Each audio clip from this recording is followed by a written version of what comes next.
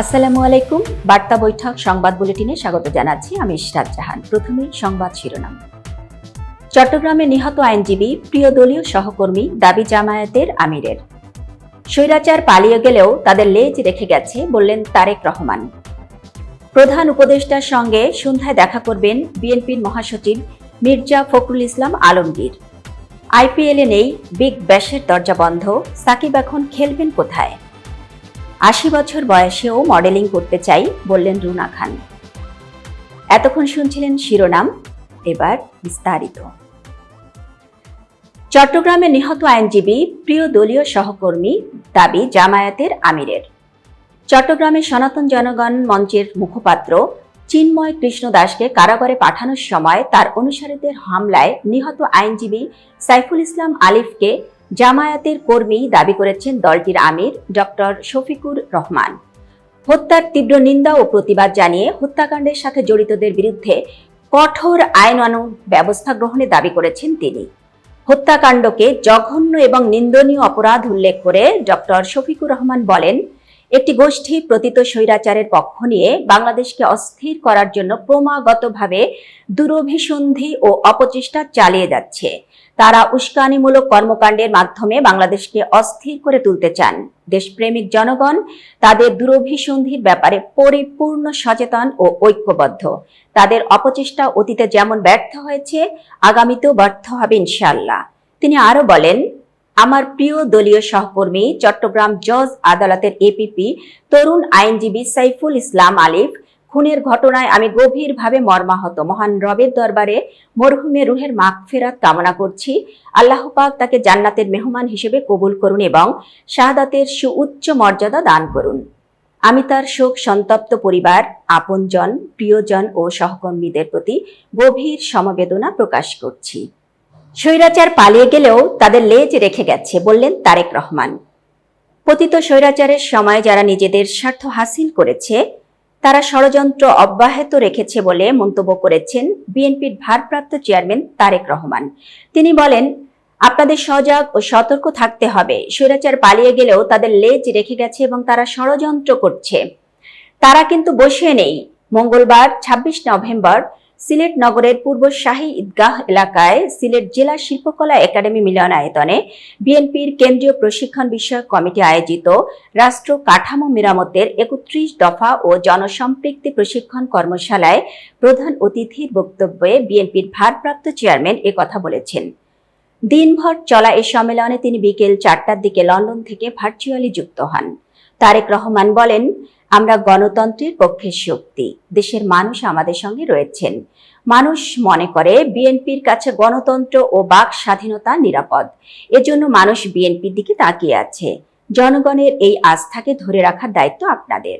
যে কোনো মূল্যে গণতান্ত্রিক প্রক্রিয়াকে অব্যাহত রাখবেন জানিয়ে তারেক রহমান বলেন, গণতান্ত্রিক ধারাবাহিকতাকে বজায় রাখলে জবাবদিহিতা তৈরি হবে। এজন্য যে কোনো মূল্যে গণতান্ত্রিক প্রক্রিয়াকে অব্যাহত রাখব। আমাদের গণতন্ত্রের পক্ষে থাকতে হবে, গণতন্ত্রকে চালু রাখতে হবে। যেখানেই যেটাই নির্বাচন হোক সেটি গণতান্ত্রিক প্রক্রিয়াতেই হতে হবে।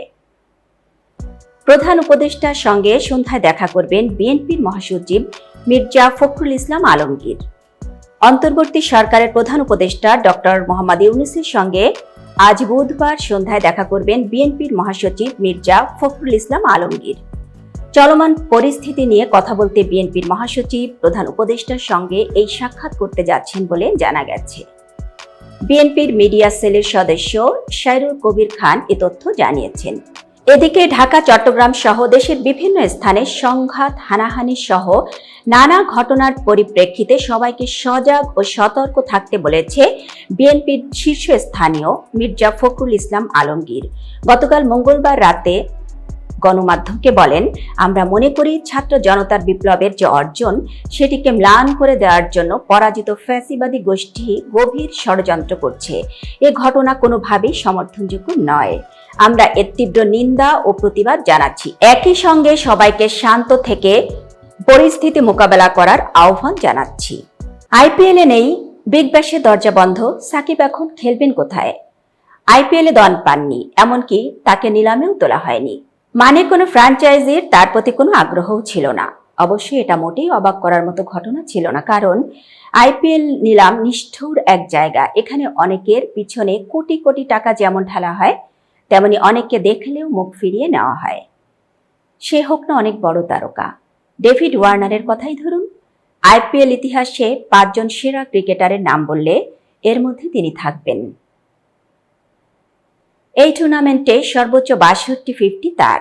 অধিনায়ক হিসেবে সানরাইজার্স হায়দ্রাবাদকে চ্যাম্পিয়ন করেছেন। রান আছে 6,500-এরও বেশি। তবে এত কিছু আইপিএলে তার দল পাওয়ার জন্য যথেষ্ট হয়নি। সাকিবও তাই পড়ন্ত বেলায় দল পাবেন না, এটি স্বাভাবিক। তবে সাকিব আর ওয়ার্নারের পরিস্থিতি এক নয়। ওয়ার্নার বিগ ব্যাশে খেলতে পারবেন অন্য কোনো লিগে। সাকিব কোথায় খেলবেন? সাকিবের কাছে বিকল্প আছে অনেক, তবে বেশ কয়েকটি প্রধান সারি টুর্নামেন্টে তার খেলা অনিশ্চিত। আইপিএল এর পর দ্বিতীয় সেরা লিগ কোনটি? না, অবশ্যই বিপিএল নয়। মানের দিক থেকে এটা আরো অনেক পিছিয়ে। সাকিবের বিপিএল দল পাওয়া পুরোপুরি নিশ্চিত, তবে এখানে আছে বড় বিপত্তি। দল পাওয়ার পরও সাকিব বিপিএল খেলতে পারবেন তো?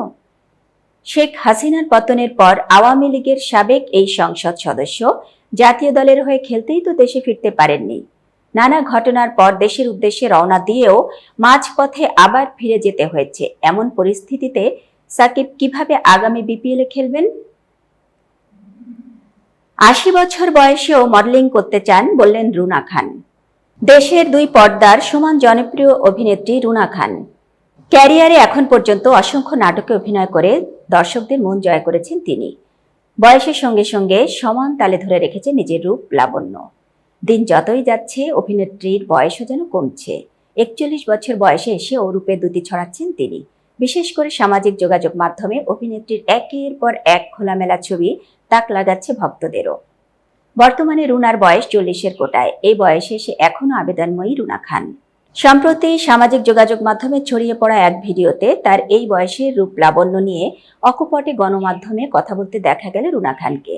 এ সময় মজার ছলে প্রসঙ্গ ওঠে, রুনা খানকে এই বয়সে এখনো কেউ কি দুষ্টু বার্তা কিংবা কোনো প্রস্তাব পাঠায়? খানিকটা হেসে রুনা বললেন, আমার এই সমবয়সী অপূর্ব নিঃস্ব, ওরাও তো দেখতে আকর্ষণীয়, ওদেরকে তো এই প্রশ্ন করা হয় না। তাদের পরিবার আছে, সন্তান আছে, তারপরেও কেন আকর্ষণীয় লাগছে? তো 40-42 বছর বয়সী অপূর্বকে, শুভকে সুন্দর আকর্ষণীয় দেখলে 40-42 বছর বয়সী রুনা খান বাঁধনদেরকেও সুন্দর আকর্ষণীয় দেখাতে পারে, একই জিনিস। রুনা বলেন, আমরা আসলে নারীদের ব্যাপারে নানা রকম প্রশ্ন করতে, ভাবতে ভালোবাসি। এটা আমাদের অভ্যস্ততার ব্যাপার। এতক্ষণ বার্তা বৈঠকের সাথে থাকার জন্য ধন্যবাদ। নতুন নতুন তথ্য সংবাদ পেতে বার্তা বৈঠকের ইউটিউব চ্যানেল ও ফেসবুক পেজের সাথেই থাকুন।